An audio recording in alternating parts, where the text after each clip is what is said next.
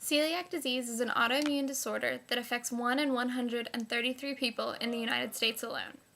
Those with celiac disease cannot absorb a protein called gluten. Gluten consists of wheat, barley, and rye.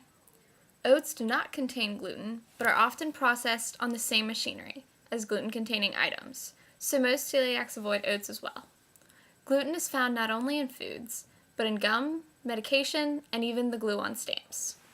When one has celiac disease and digests gluten, there is damage done to the small intestine. Villi, which are small, hair-like projections in the small intestine, are damaged when gluten is in one's system. Because the villi are damaged, the nutrients from the rest of the food in one's intestines is not absorbed. If someone with celiac disease continues to eat gluten, they could theoretically kill all the villi in their intestines. The symptoms of celiac disease are varied, which has made it difficult to diagnose in the past. Symptoms include abdominal pain, intestinal irregularity, unexplained weight loss, and anemia. These all result directly from the damage to the villi. But there is a whole other range of symptoms that make it harder to diagnose. These symptoms include fatigue, weakness, muscle pain, phosphorus deficiency, bone and joint pain, and even canker sores. Due to the wide variety of the symptoms of celiac disease, it is often misdiagnosed as chronic pain, chronic fatigue, fibromyalgia, Crohn's disease, or irritable bowel syndrome. To determine if one has celiac disease, there are several tests that can be done.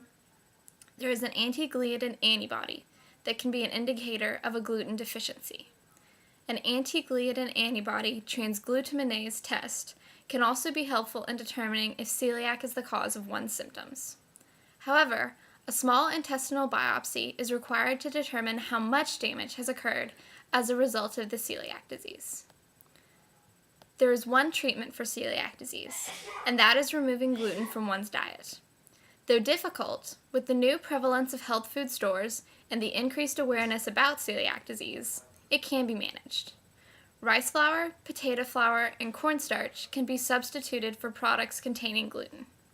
Many restaurants now even offer a gluten-free menu for customers with celiac disease. Though not curable, one can live with celiac disease. However, it does cause an increase in one's probability of cancer. It is also more likely for someone with celiac disease to develop anemia, seizures, and osteoporosis. Also, because it is an autoimmune disease, it can be more difficult to recover from viruses or infections.